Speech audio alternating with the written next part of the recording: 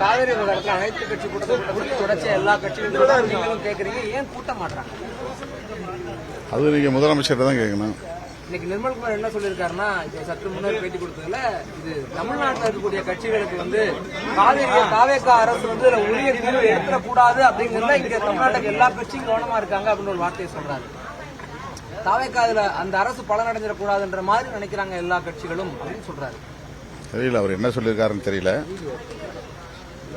இது ரொம்ப உணர்வுபூர்வமான ஒரு பிரச்சனை.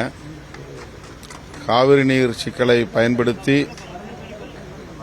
கர்நாடகாவில் தேர்தல் வரும்போதெல்லாம் அரசியல் செய்வது அவர்களின் வாடிக்கை.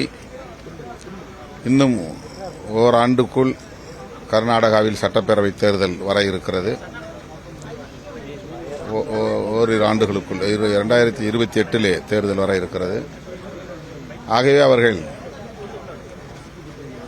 காவிரி சிக்கலை இன்னும் கூர்மைப்படுத்துவதற்குத்தான் வாய்ப்பு இருக்கிறது.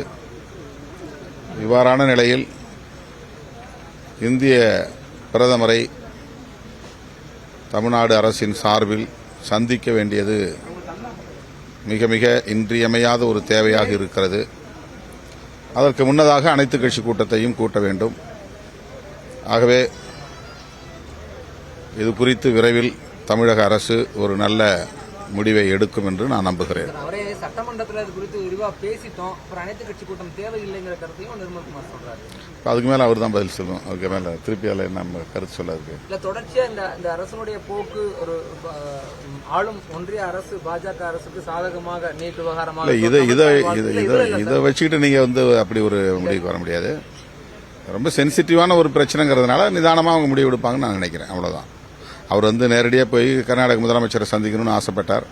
அங்க இருக்கக்கூடிய சூழல் இப்ப சரியா இல்லை அப்படின்னு கர்நாடக முதலமைச்சர் சொல்லியிருக்கிறாரு.